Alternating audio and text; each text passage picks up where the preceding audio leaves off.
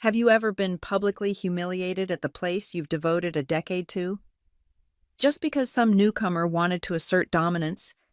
Have you ever buried a contractual landmine, letting it sleep quietly, waiting for the perfect day to detonate?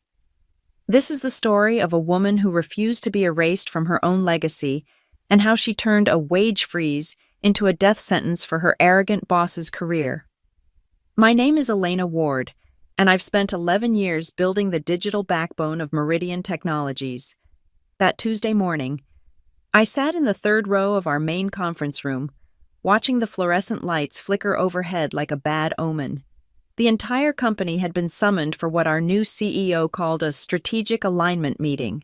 I already knew what that meant. Corporate speak for prepare to get screwed. Travis Cole stood at the front, his Armani suit crisp as fresh dollar bills, his MBA vocabulary polished to a weaponized sheen. He'd been with us exactly 93 days. I knew because I'd been counting, watching him systematically dismantle everything our founder Richard Ellison had built before his retirement. "Team," Travis began, his voice carrying that particular tone of false concern that made my skin crawl. "As we navigate the current economic headwinds, we must make difficult but necessary decisions to ensure Meridian's continued viability." I felt Sarah from accounting shift uncomfortably beside me. Behind us, Marcus from engineering muttered something under his breath. We all knew what was coming. Effective immediately, we're implementing a company-wide wage freeze. No raises, no bonuses, no exceptions. He paused, letting the words sink in like poison. This includes our legacy team members who may have grown accustomed to certain compensation structures that are no longer aligned with market realities. Legacy team members. The phrase hung in the air like a slap. Every eye in the room turned toward me, then quickly away. I was the most senior non-executive left, the woman who'd written the core architecture that kept this place running, who'd pulled all-nighters debugging critical systems, while Travis was probably still practicing PowerPoint presentations in business school. He continued his monologue about lean operations and competitive positioning, but I'd stopped listening. Instead, I was remembering a conversation from years ago. A piece of paper signed in Richard's office after I'd saved the company from a catastrophic system failure. A small clause, buried deep in legal language, forgotten by everyone except me. "I want to be clear," Travis said, his eyes finding mine across the room. "These measures apply to everyone, regardless of tenure or past contributions. We're building a new Meridian, one that isn't weighed down by outdated practices or inflated compensation packages." Inflated, as if the 70-hour weeks, the canceled vacations, the middle-of-the-night emergency calls were somehow excessive on my part. I kept my face neutral, a skill I'd perfected over years of dealing with incompetent managers and clueless executives. But inside, something cold and calculating had awakened. "Are there any questions?" Travis asked, clearly not expecting any. I stayed silent. So did everyone else. The room felt like a funeral parlor, all of us mourning the death of the company we'd loved. "Excellent. I appreciate your understanding and continued dedication to Meridian's success." He gathered his leather portfolio, that smug satisfaction barely concealed. "You can return to your stations. HR will send out the official documentation within the hour." As people filed out, shoulders slumped and whispers brewing, I remained seated. I pulled out my phone and opened my archived emails, scrolling back 4 years to a PDF attachment titled Amendment to Employment Agreement, E. Ward. There it was, Clause 4C, in beautiful legal precision. My finger hovered over the forward button. Travis walked past my row, pausing just long enough to deliver his final insult. "Elena, I know this might be particularly difficult for someone who's been here so long, but I'm confident you'll adapt to the new reality. After all, we value team players who can evolve with the times." I looked up at him, really looked at him for the first time. 30-something. Probably never wrote a line of production code in his life. Definitely the type who confused a GitHub repository with a wine collection. I smiled, the kind of smile that would have warned him if he'd been paying attention. "Of course, Travis. I'm nothing if not adaptable." He nodded, satisfied with my apparent submission, and strode out of the conference room. I sat there for another moment, feeling the weight of 11 years pressing down on me. Then I stood up, smoothed my dress, and walked back to my desk. It was time to remind Travis Cole that some legacy systems have fail-safes built in. The wage freeze would be his last executive decision at Meridian.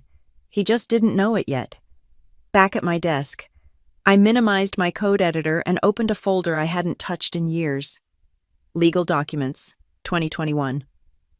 The memory came flooding back like it was yesterday, though it had been 4 years since that hellish weekend when everything almost came crashing down. It was a Friday night, 11:30 p.m., when the first alert hit my phone. Our main database cluster was failing, transactions were timing out, and customer data was at risk. I'd rushed to the office, finding it empty except for 2 junior developers who looked like they were about to cry. By 3 a.m. Saturday morning, I'd identified the cascading failure in our legacy payment processing system. By Sunday afternoon, I'd rewritten 3,000 lines of code, implemented a new failover protocol, and saved Meridian from what would have been a catastrophic Monday morning. Richard Ellison had called me into his office that Tuesday. He was old school, the kind of founder who understood that people who save your company deserve more than a pat on the back. "Elena," he'd said, sliding a document across his mahogany desk, "I can't give you the equity you deserve. The board would revolt. But I can give you this." I'd read through the employment amendment carefully. Most of it was standard extended severance, accelerated vesting, the usual golden handcuff provisions. But buried in Section 4, subsection C was something unusual. Richard had called it a performance trigger clause. If quarterly revenue exceeds $35 million, he'd explained, you automatically receive a bonus calculated at 3% of net profit for that quarter. No approval needed, no budget allocation required. It's hard-coded into our financial system. "That's generous," I'd said, knowing our quarterly revenue had never broken $30 million. Richard had smiled. "Consider it insurance. Companies change, leadership changes, but this ensures you're rewarded if we hit the big leagues. And Elena," he'd leaned forward, "this clause survives any general wage freeze or bonus suspension. I made sure legal wrote it that way." I'd signed it, filed it away, and honestly forgot about it as quarters passed without triggering the threshold.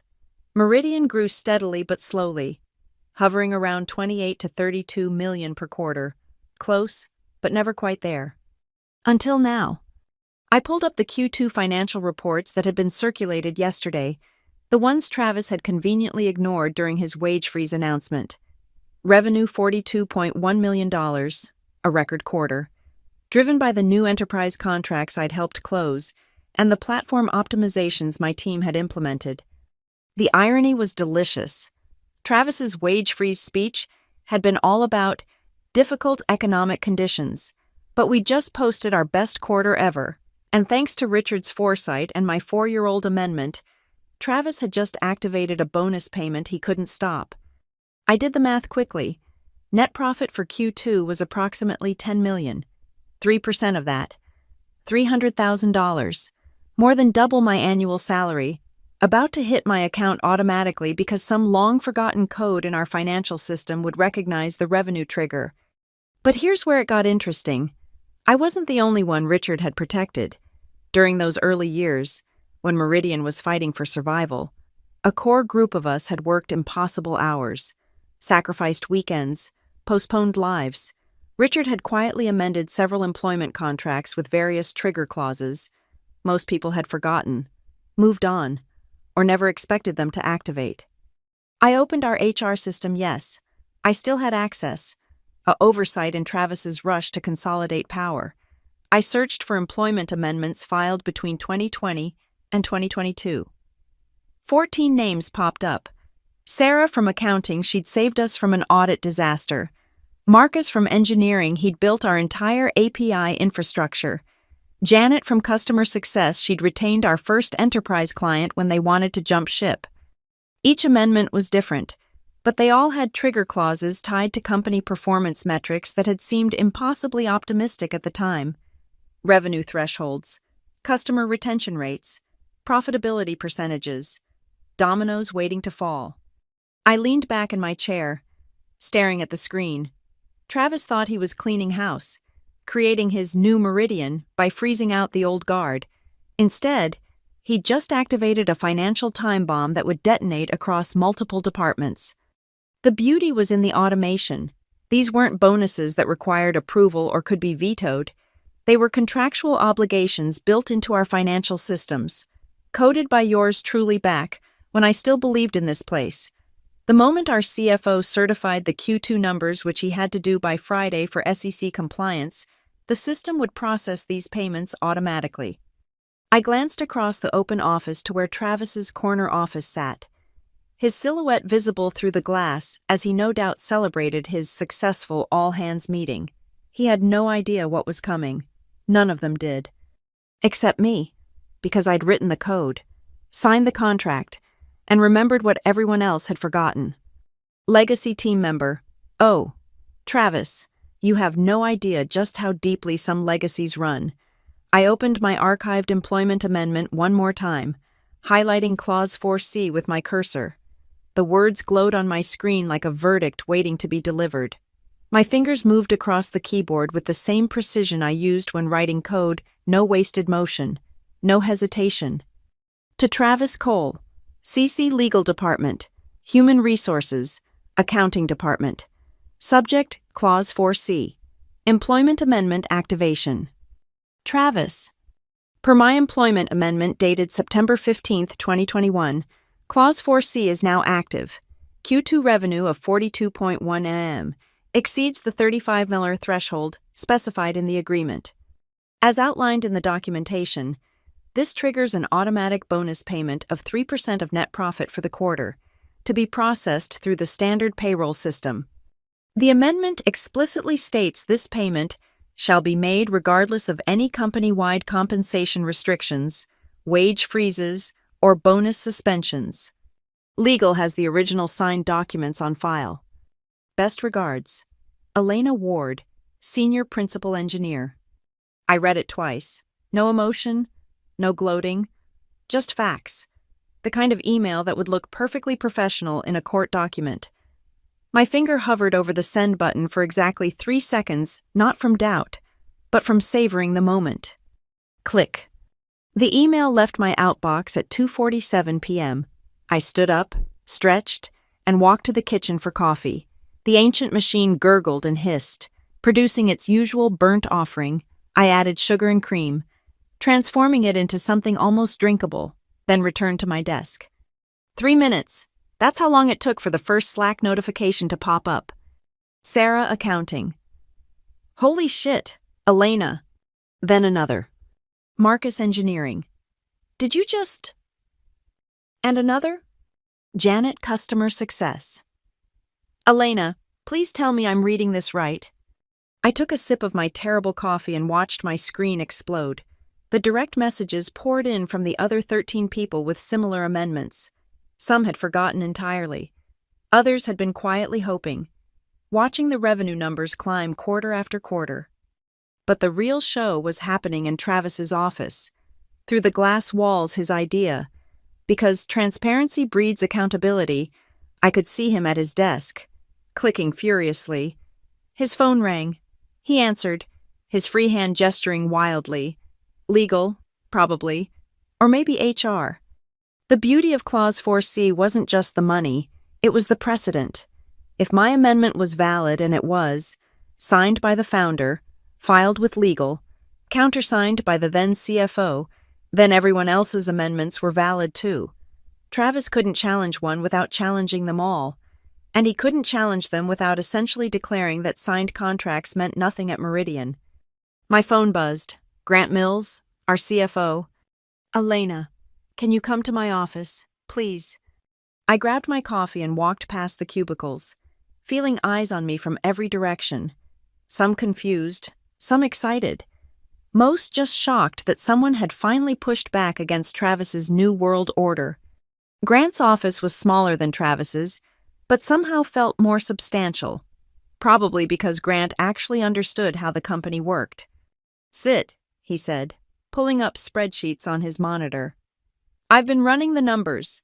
If all 14 amendments activate, 2.8 million in additional compensation this quarter, I said. I ran the calculations myself. Grant's eye twitched. The board is going to lose their minds. The board signed off on these amendments when Richard presented them, I reminded him. It's all documented. That was when hitting 35 million seemed like a pipe dream. He rubbed his temples.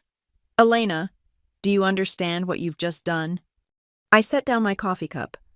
I've exercised a contractual right that was negotiated in good faith and signed by all parties.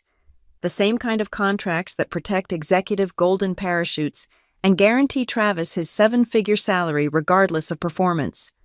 This is different. Is it? I leaned forward. We hit record revenue, the company is profitable, the people who built this success had agreements in place to share in it. Travis decided to freeze wages while we're posting the best numbers in company history. I'm just ensuring contracts are honored. Grant stared at his screen, the numbers glowing green against black. The payment system will process these automatically on Friday when I certify the quarterly financials. I know. I wrote that code. He looked up at me then. Really looked at me. You planned this. I planned for the possibility that someday someone would try to cut us out of the success we built. Richard planned for it too. That's why the amendments exist. Through Grant's window, I could see Travis stalking across the office floor, his phone pressed to his ear, his face the color of an overripe tomato. He was heading for the elevators, probably summoned to an emergency meeting with Logan Pierce, our CEO. There's no way to stop this, is there? Grant asked. You could refuse to certify the financials. Of course, that would trigger SEC violations, trading suspensions, and probably criminal charges for financial fraud. Or Travis could try to retroactively invalidate employment contracts, which would open Meridian to lawsuits from every current and former employee who ever signed anything. I stood up, retrieving my coffee cup. Or he could accept that when you publicly humiliate and financially punish the people who built your company's success, sometimes they remember they have contracts. I headed for the door, then paused. Oh, and Grant? You might want to check your own employment file. I seem to recall Richard amending your contract too after you caught that embezzlement scheme in 2021. His fingers were already flying across the keyboard as I left. Back at my desk, Slack had become a digital celebration. The 14 of us who'd been protected by Richard's foresight were comparing notes, sharing memories, marveling at the timing. The rest of the office watched with a mixture of awe and envy. I opened my code editor and got back to work. After all, I still had features to ship, systems to maintain, and a company to keep running. The only difference was now I'd be doing it for the compensation I'd actually earned. My coffee had gone cold, but somehow it tasted sweeter than it had in months. By 4 p.m., the avalanche had begun. What started as my single email had triggered something no one, not even I, had fully anticipated. The financial system I'd built years ago was doing exactly what it was designed to do, processing contractual obligations automatically, without human intervention. Grant Mills sent out a department-wide message to accounting. Please stand by for automatic payment processing. Do not override system calculations. That's when the real discoveries began. Sarah from accounting was the first to notice. Elena, you need to see this. She messaged me, attaching a screenshot. The system wasn't just processing the 14 amendments we knew about. As it scanned for Q2 revenue triggers, it was uncovering other forgotten clauses, buried in employment contracts, vendor agreements, and partnership deals. Richard Ellison, in his wisdom, had built a network of performance incentives throughout the company's legal infrastructure. The engineering team's retention bonuses from 2020 triggered by reaching $40 million in quarterly revenue. The sales team's deferred compensation plan activated by exceeding 30% year-over-year growth. The customer success team's profit-sharing agreement dormant until we hit 10% net margins. Each discovery sent another ripple through the office. Slack channels lit up like Christmas trees as employees discovered they had winning lottery tickets they'd forgotten they'd bought. Marcus ran over to my desk, laptop in hand. Elena, the system just flagged my entire team for retention bonuses. That's 12 engineers, 50,000 each. When did you sign those agreements? I asked, though I already suspected the answer. During the 2020 crisis, when half the team was getting poached by FAANG companies, Richard promised us bonuses if we stayed and helped grow revenue to 40 million. He laughed, slightly hysterical. We thought he was insane. 40 million seemed impossible back then. Janet appeared next, printout in hand. My customer success team has a profit-sharing clause, 2% of net profits over 10% margins, distributed quarterly among team members who've been here over 2 years. How many people is that? 8, my entire senior team. I pulled up our financial dashboard. Net margin for Q2, 12.3%. Another domino falling. The pattern was becoming clear. Richard hadn't just protected a select few. He'd created an intricate web of incentives designed to reward the people who stuck with Meridian through the hard times. And Travis's record-breaking quarter had activated all of them simultaneously. My phone buzzed. Text from Grant. Current automatic payment authorizations pending 4.7 MAS. Logan wants to see you, now. But I wasn't done discovering the full extent of Richard's planning. I accessed our vendor contract database, yes. I had access to that too. Another oversight in our modernized permission structure. What I found made me whistle softly. 3 of our key technology vendors had success fee clauses. If Meridian exceeded 40 million in quarterly revenue using their platforms, they were entitled to performance bonuses. Another $800,000 in obligations Travis couldn't stop. Then there were the contractor agreements. 6 of our long-term consultants who'd helped build core systems had negotiated small equity-like bonuses tied to revenue milestones. Not much individually, 10,000 here, 15,000 there, but it added up. The ecosystem Richard had created was elegant in its completeness. Every person and company that had taken a risk on Meridian, that had sacrificed short-term gain for long-term potential, was about to be rewarded, and it was all happening automatically, triggered by Travis's successful quarter and activated by his wage freeze announcement. Legal was in full panic mode. I could see them through the glass conference room. Papers spread across the table, 3 laptops open, outside counsel dialed in on the conference phone. But what could they do? Every contract was valid, properly executed, and filed. The system was working exactly as designed. The irony was beautiful. Travis had frozen wages to ensure Meridian's financial stability. Instead, he'd triggered the largest unplanned compensation event in company history. And the best part, the payments would process on Friday alongside regular payroll. No special approval needed, no board vote required, just the inexorable logic of code executing contracts. By 5 p.m., the running tally had reached 6.2 million in automatic payments. The office atmosphere had transformed from funeral parlor to New Year's Eve. People who'd been polishing resumes that morning were now calculating their windfalls. But not everyone was celebrating. The recent hires, the ones Travis had brought in at market rate, with no special provisions, watched from the sidelines. They were learning a valuable lesson about the difference between a company that valued loyalty and one that valued spreadsheets. I finally headed to the elevator, knowing Logan Pierce was waiting on the 9th floor. As the doors closed, I caught a glimpse of Travis in the lobby, pacing frantically, his phone pressed to each ear in turn. He looked like a man watching his carefully constructed kingdom crumble in real time. Which, I supposed, he was.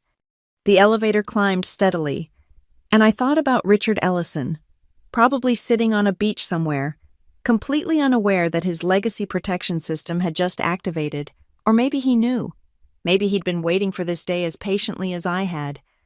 The doors opened to the executive floor. Time to face the music, or, more accurately, time to explain why the orchestra was playing exactly the song Richard had composed years ago. The 9th floor had a different gravity than the rest of the building. Thicker carpet, muted lighting, the kind of silence that cost money. Logan Pierce's corner office occupied a space larger than most apartments, with floor-to-ceiling windows overlooking the city. I'd been here exactly 3 times in 11 years. This would be the fourth. His assistant didn't make eye contact as she waved me through. Inside, I found not just Logan, but a full war council. Grant Mills sat to Logan's right, laptop open, fingers dancing across spreadsheets. Travis commanded the left side, his theatrical confidence from this morning replaced by something that looked dangerously close to panic. Beside him, Margaret Walsh from legal clutched a tablet like a life preserver. "Sit," Logan said. He was 72, had built 3 companies before Meridian, and had the kind of stillness that came from weathering worse storms than this.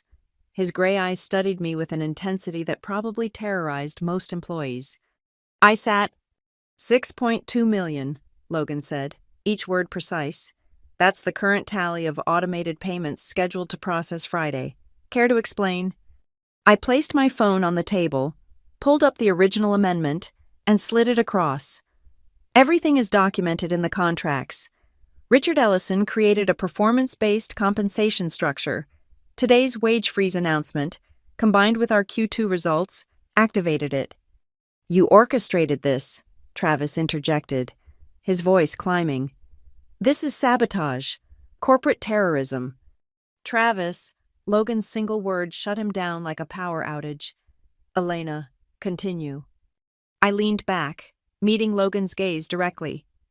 In 2020 and 2021, Meridian was hemorrhaging talent. Companies were offering double, triple our salaries. Richard couldn't match those offers with immediate compensation, so he offered something else, a share in future success.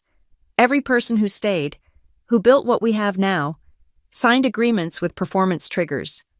Triggers set impossibly high, Margaret added, scrolling through her tablet. 40 million quarterly revenue, 10% margins, 30% growth. At the time, these seemed like fantasy numbers. But we hit them, Grant said quietly. Every single metric. This quarter? Logan's fingers drummed once on his desk. And the wage freeze made it impossible to override the automatic payments, I explained. The contracts explicitly state these bonuses process regardless of any compensation restrictions. Richard wanted to ensure that if we succeeded, the people who built that success couldn't be cut out by future leadership. Travis couldn't contain himself. This is clearly a coordinated attack. She sent that email deliberately to exercise a contractual right, I interrupted. The same way you exercised your contractual right to implement a wage freeze despite record profits.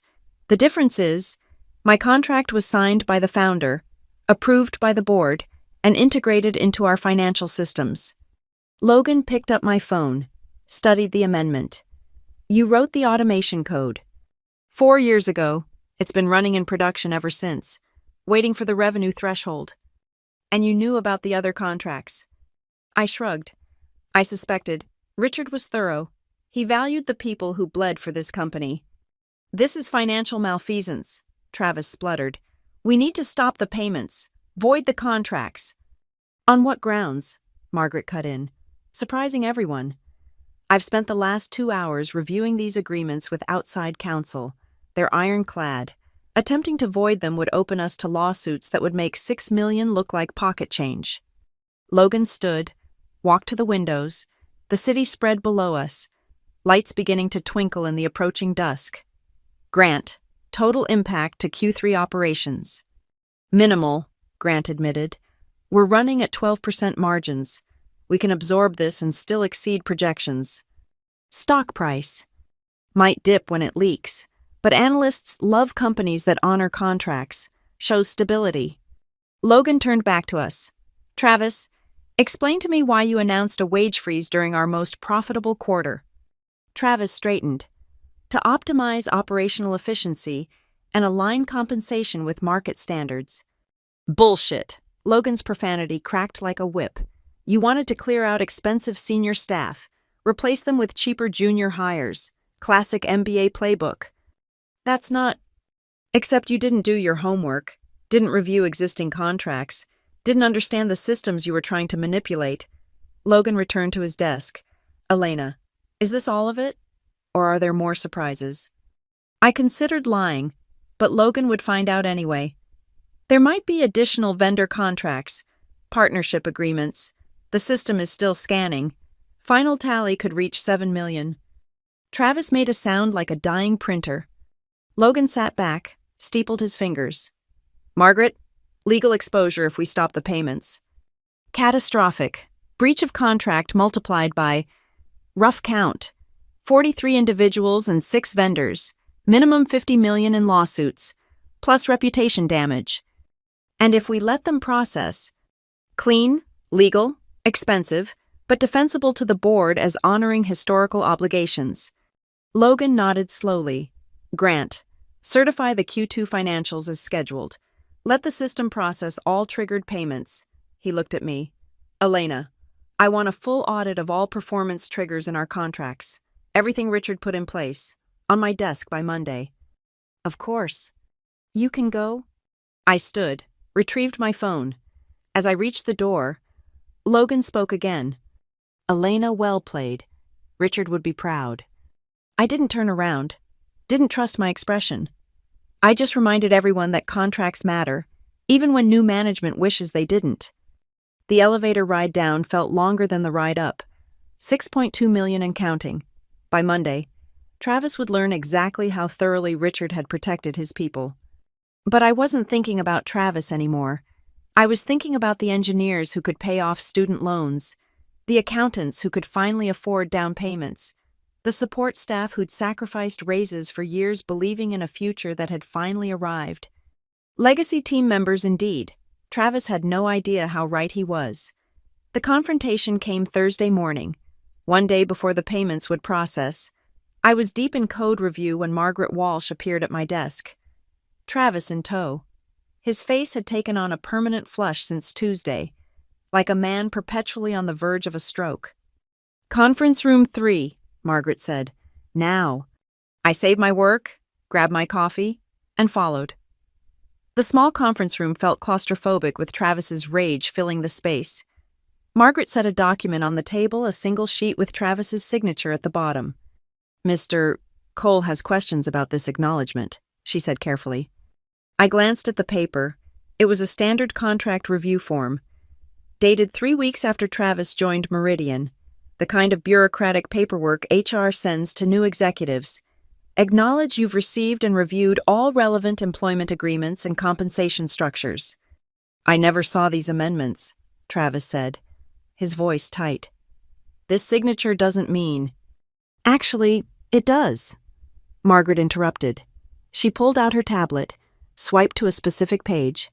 HR's onboarding protocol for C-suite executives includes a full review of all employment amendments that could impact budget.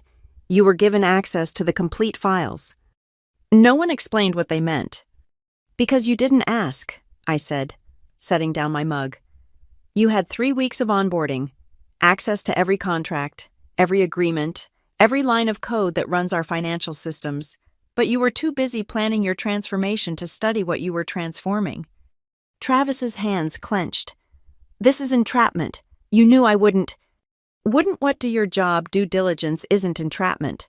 Travis, it's basic executive responsibility. Margaret pulled up another document. Email records show you were sent 3 reminders to review the compensation structure files. You responded to the third one saying, she squinted at her screen, we'll review after implementing new organizational efficiency measures. I almost felt sorry for him. Almost. You prioritize the wage freeze over understanding existing obligations. That's not my fault. You could have warned me, Travis snarled. A decent person would have warned you about signed contracts, alerted you to your own legal obligations, reminded you to read documents you'd already acknowledged receiving. I leaned forward. You stood in front of the entire company and called us legacy team members like it was a disease. You announced a wage freeze while knowing we'd posted record profits. You wanted to force us out without paying severance, and now you're upset because we had contracts. This wasn't the intent of those agreements, Travis insisted, turning to Margaret. Surely there's precedent for voiding contracts that are activated in bad faith. Bad faith. Margaret's eyebrows rose. Ms. Ward sent a professional email citing a valid contract clause. You're the one who announced compensation restrictions during a record quarter without reviewing existing obligations. If anyone acted in bad faith, she didn't need to finish. Travis's face went from red to purple. Fine, he spat. But don't think this ends here. When the board sees the impact. The board that approved these amendments, I asked. The same board that hired Logan specifically because he honors commitments, that board.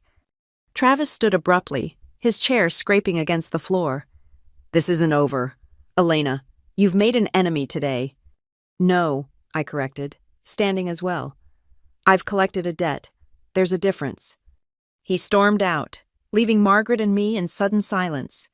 She gathered her papers methodically, then paused at the door. For what it's worth, she said quietly. Legal recommended Travis review those files specifically during his onboarding. He told us he didn't need hand-holding.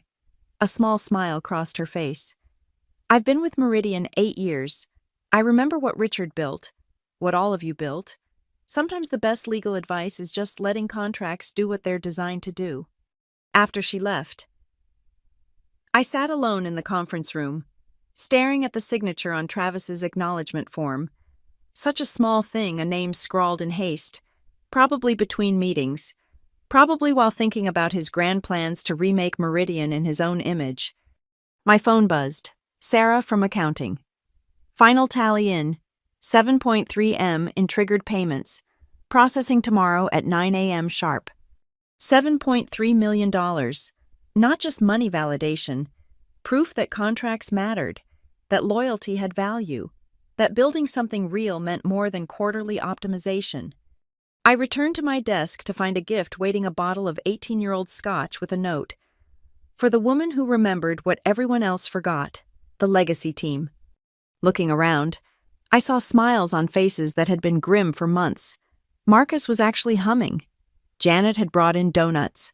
The junior developers who'd been afraid of layoffs were asking senior staff about the old days, about Richard, about what it was like when contracts meant protection instead of exploitation.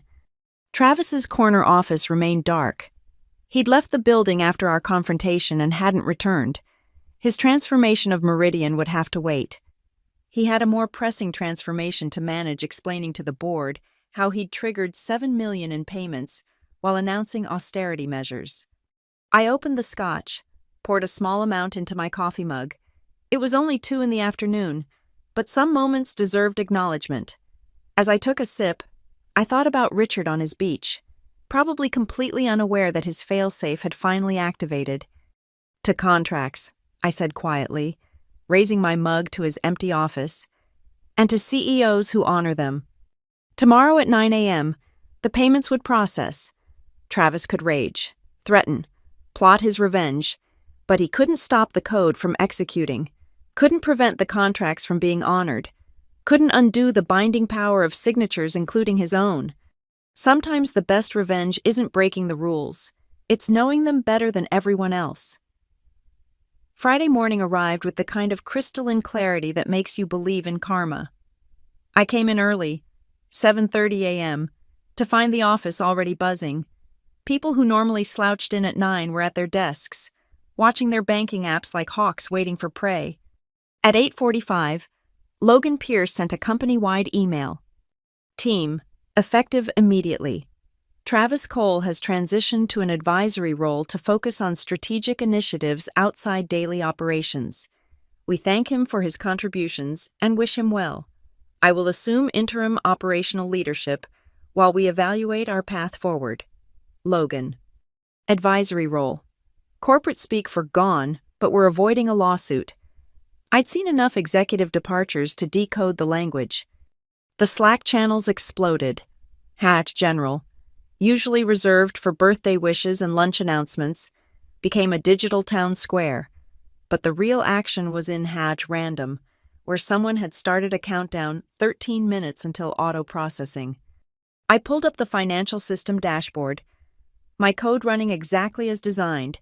The payment queue showed ready, all authorizations green, waiting for the clock to hit 9. $7.3 million about to flow to the people who'd earned it. At 8:58, my screen lit up with a system override attempt. Someone was trying to halt the payment processing. The user ID made me laugh out loud. T. Cole Admin. Travis, probably huddled in some lawyer's office, was attempting to access the system with credentials that had been deactivated at 8:45. The security log showed 12 failed attempts in 30 seconds. Desperate times, desperate measures, and all of them futile. 9 a.m. The system executed with the precision of a Swiss watch. Payment authorizations triggered, bank transfers initiated, accounting entries updated. Across the office, phones began pinging with deposit notifications. Sarah let out a whoop. Marcus stood up and applauded. Janet was crying, showing her phone to anyone who'd look enough to pay off her daughter's medical bills. But the payments weren't the only thing processing. The system, following standard protocol, generated detailed reports of every transaction. Copies went to legal, HR, accounting, and because I'd configured it that way years ago, to the board of directors' automated inbox.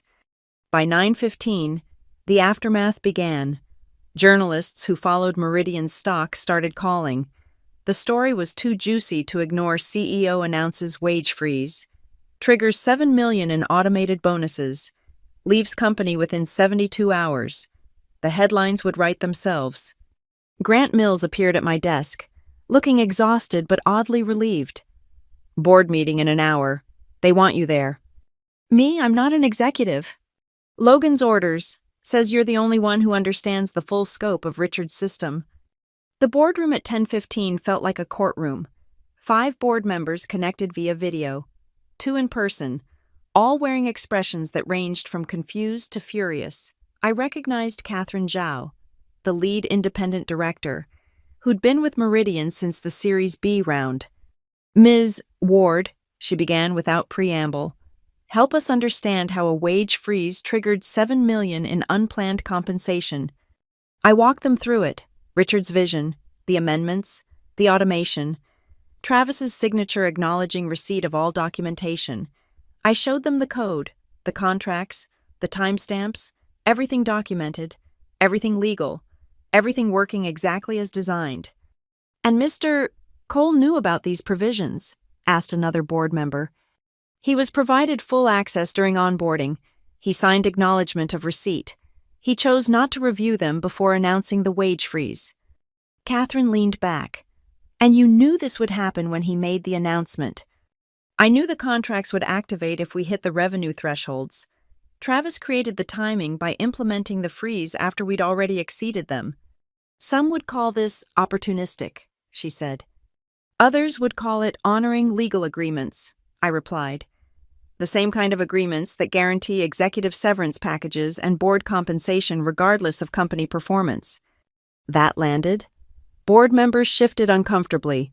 They all had their own sweetened contracts, their own protections against corporate volatility. Logan spoke for the first time. The question isn't whether the payments were legal, they clearly were. The question is what this reveals about our leadership selection process.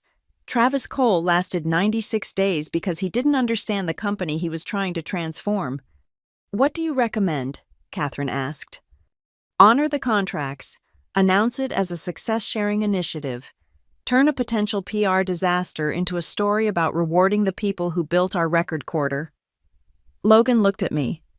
And maybe consider promoting from within next time. People who understand our systems, our culture, our commitments. The meeting ended with grudging acceptance. The payments would stand. The story would be managed. Travis's advisory role would quietly transition to a complete departure with whatever face-saving severance they'd negotiate. As I left the boardroom, Catherine caught my arm. That was quite the chess game, Ms. Ward. I didn't start it, I said. I just remembered all the pieces on the board. She smiled, the kind of smile that suggested she'd played a few chess games of her own. Richard always said you were the smartest person in the building. I'm beginning to see why. Back at my desk, I found a circus, flowers from various team members, a card signed by 43 people, everyone who'd received a triggered payment. The 18-year scotch had been joined by various other bottles, turning my workspace into an impromptu bar. But the best moment came at 4:30. A notification popped up on my screen. Direct deposit received 3/12/847/23. My Clause 4C payment, processed exactly as contracted. 4 years of patience, 1 email, and a CEO who'd thought contracts were just paper. I raised my coffee mug, still containing a finger of scotch from yesterday, to Travis Cole's empty office. His nameplate had already been removed, his personal items boxed up by facilities. Next week, they'd probably announce his replacement. Maybe someone who'd bother to read the contracts they inherited. To the legacy team, I said quietly. Around me, Meridian hummed with the energy of people who'd been validated, protected, and rewarded by the very systems they'd built. Sometimes the best revenge isn't just served cold. Sometimes it's served automatically, at 9 a.m. sharp, with full documentation and board approval.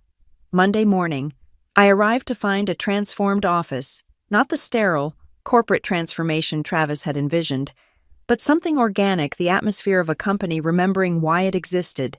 The fear that had permeated every corner for 96 days had evaporated like morning fog. Logan Pierce stood at the spot where Travis had delivered his wage freeze speech just 6 days ago, but where Travis had brought PowerPoints and corporate jargon. Logan brought coffee and honesty. "I owe you all an apology," he began. No microphone, no slides. "We hired someone who saw you as costs to be cut, rather than assets to be treasured. That's on me. On the board. We forgot that Meridian's value isn't in its code or its contracts, it's in the people who show up every day and make it work." He announced the formation of an employee advisory committee for all future executive hires. Sarah would represent accounting, Marcus would speak for engineering, Janet for customer success, and me, I'd be conducting technical due diligence on any candidate who thought they could transform our systems without understanding them. "One more thing," Logan added. "Effective immediately. Elena Ward is promoted to Chief Technology Officer. She's already been protecting our technical infrastructure for 11 years. Time we made it official. CTO, the title Travis had probably earmarked for one of his MBA cronies. I felt the weight of it, not the prestige, but the responsibility. The ability to ensure no future executive could ignore the systems and people that made Meridian run." The applause was genuine, warm, tinged with the shared relief of survivors who'd weathered a storm together. As people returned to their desks, I noticed something else had changed. The rigid hierarchies Travis had tried to enforce were dissolving. Junior developers approached seniors with questions. Accounting and engineering collaborated openly. The silos were crumbling. By lunch, I'd received 17 LinkedIn messages from recruiters who'd somehow heard about our success-sharing initiative. They wanted to know if I'd be interested in implementing similar systems elsewhere. I archived them all. Meridian was my code, my architecture, my home. You don't abandon something you've spent 11 years building just because the weather finally turned sunny. Grant stopped by with the final numbers. Total triggered payments, $7.32 million. Stock price up 4% on news of employee retention initiative. The board's ecstatic. And Travis signed his separation agreement this morning. 12-month advisory role at 50% salary, full NDA, non-compete clause that essentially bars him from tech for 2 years. Grant smiled. Apparently he was eager to sign once legal explained his potential liability for failing to review material contracts. I pulled up the payment system one last time, admiring the elegant simplicity of code executing exactly as written. 4 years ago, I'd built a failsafe, not out of paranoia or premeditation, but because good code anticipates edge cases. Travis Cole had simply been an edge case in human form. At 3 p.m., Richard Ellison called. I'd been expecting it. "Elena," his voice warm, even through the phone speaker. "I hear you triggered my insurance policy." "Your insurance policy saved 43 careers. Richard." "No," he corrected gently. "You did that. The contracts were just paper until someone had the courage to enforce them. I'm proud of you. And officially offering you my board seat when it comes up for renewal next year, Meridian needs someone who understands what we built." After we hung up, I looked around the office, my office now. not just as an employee, but as an executive responsible for its future. The legacy team members were working, laughing, planning. The new hires were learning our real culture, not Travis's manufactured one. The systems hummed along, processing transactions, serving customers, generating the revenue that made everything else possible. I opened my laptop and started typing. Not code this time, but a memo to all staff.